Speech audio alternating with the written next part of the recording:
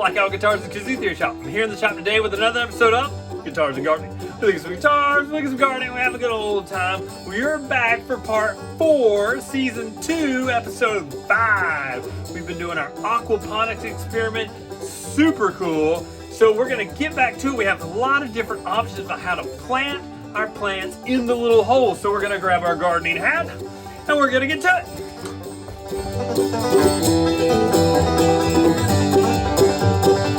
Alright, so here we are out on the porch and we're going to talk about how we're going to get our little plants to grow in these holes that we have all this water running through these channels, right? That's kind of weird.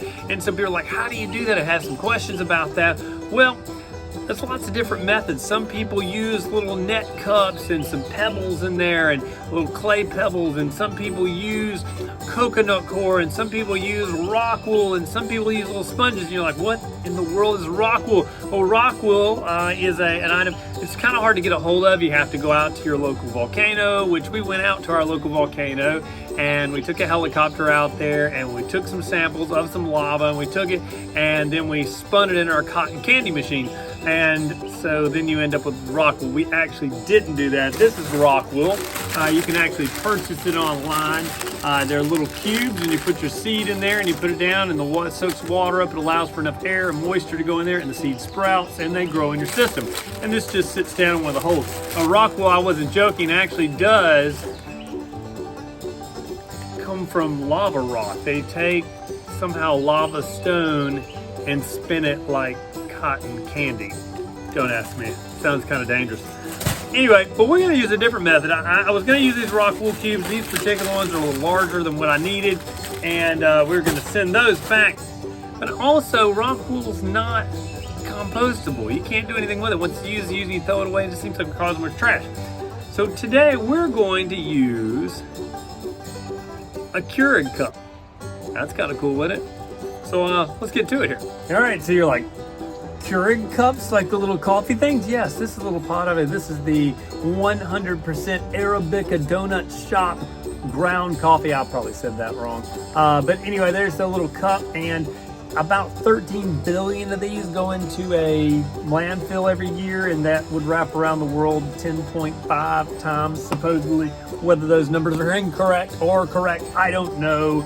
But the Keurig cup is not recyclable like it is. You can't throw that in the recycling bin. They just throw it away. But individually, the pieces are. You have the foil top can be recycled. The paper insert, the filter inside can be composted, and the plastic, if you'll notice, it has a little recycling symbol on the bottom. We can recycle that plastic, which is super cool, and we can use the coffee grounds to throw in our garden. So I thought, instead of buying net cups, and instead of using rock wool, what if we got some Keurig cups and filled them with what's called coconut coir? And coconut coir is becoming kind of the most ideal and most used medium for aquaponics these days and hydroponics. So I'm going to show you how to take one of these apart and how we can make it into one of our little net cups to plant our plants in the aquaponics system. So let's get to it. So it's a pretty simple process here. The first thing we're going to do is we're going to get us a little Tupperware to put our coffee in, and we're just going to run us a pair of scissors or a knife or something around the foil top here to clean up that foil top. And we're going to tear that off. And we're just going to dump our coffee into there, and that can be put in the garden later. And we'll put the foil aside to be recycled. You get all your coffee as much as you can out. Now you can see we have that little paper, a piece of foil in there. We have a little paper filter in there, and you can just tear that out. That just comes out, and we can tear that out. And you can wash these out later. You can throw it in compost. It doesn't matter if it has the coffee in it. But we have a whole bowl of that right there. And you get as much as you can out. You're not going to get it all out, but you can see I'm tear the little sides off. And there you have it. You have it cleaned out. After you rinse that out. Now it has one hole in the bottom. Now we really don't know which one of these is going to work best. So I have 3 different kinds. I have one that I've put a hole right in the bottom all the way around, and I'm going to show you how to do that. It's very simple. I have one that I've drilled holes in the bottom here, And so the water can come up, the roots can come out, water can come up, roots can come out.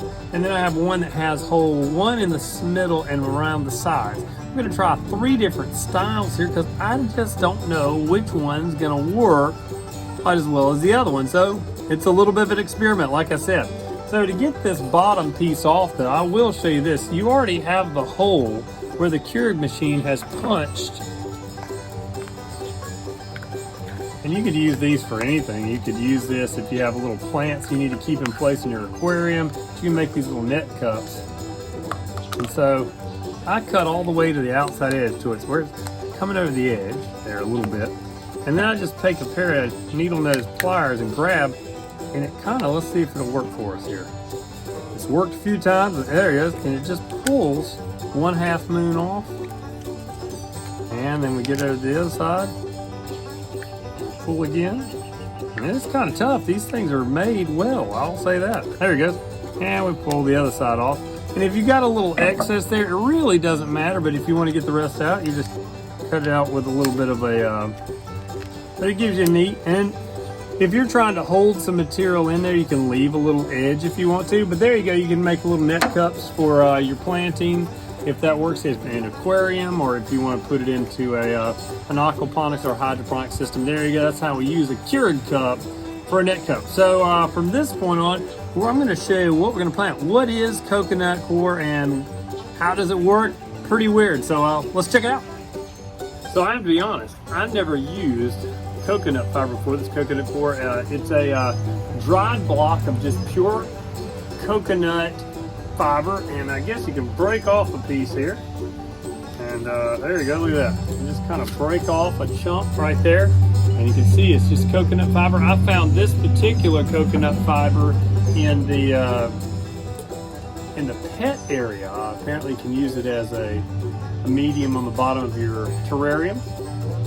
And you just take this and you stick it in some water. Now if you're going to do the whole thing, you put it in water for about 10 minutes.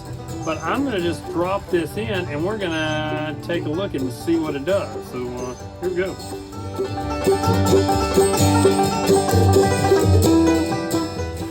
Well, there you have it. Look at that. It really soaked up that water nice. Like I said, some people use this for a substrate for their reptiles and things like that in a terrarium. But this is one of kind of the leading materials people are using for hydroponics and aquaponics now. It's completely organic and natural.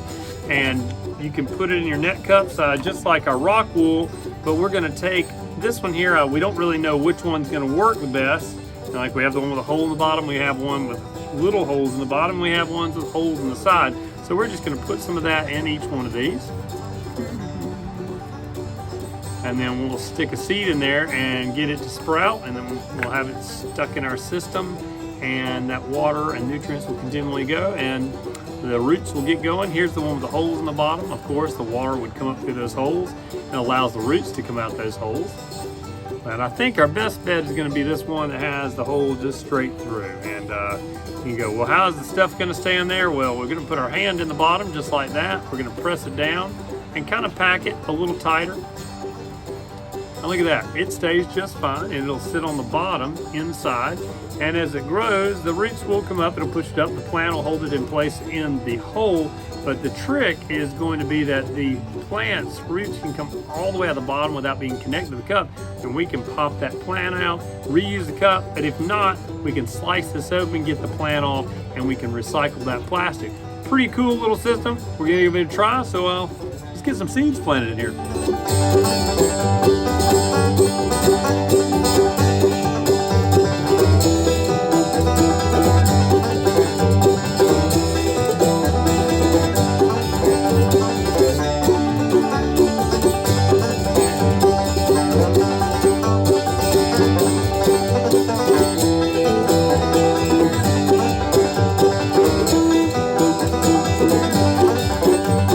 Okie dokie folks, we got our first seeds ready for the aquaponics system. This was a lettuce mixture of red oak leaf, green romaine, red romaine, and Lola Rosa. Lori loves some of that red oak leaf and green oak leaf lettuce, putting on sandwiches and things like that. Now, green leafy things, red leafy things, just leafy things do really well in an aquaponics system. as do cucumbers and tomatoes and lots of other things. And I just made a little hole with a skewer in our coconut core, and I used a pair of tweezers to snag those tiny little seeds. They all kind of look alike. They have a little bit of a different color to them. I don't know which is which. I probably could have looked them up, but I just grabbed one of each color, one that looked a little bit different. We stuck them in the little holes there, and we covered them over, and they're ready to go in the aquaponic system, and we're going to watch this stuff grow. We're going to stick them in the system in the holes first, and we're not going to have to worry about running the system quite yet because the seeds have to sprout. They'll send down some roots, and then they'll be ready to spread those roots down, and they'll be reaching down into our nutrient film coming up from the fish. It's going to be awesome, and we'll have all kinds of leafy green and red vegetables. It'll be fantastic. So let's get out here and stick them in the system.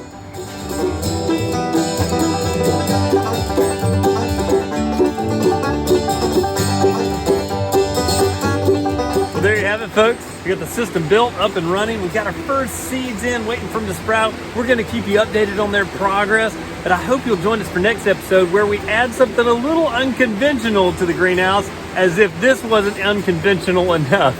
Anyway, this has been another episode of Guitars and Gardening, www.blackowlguitars.com. Thanks.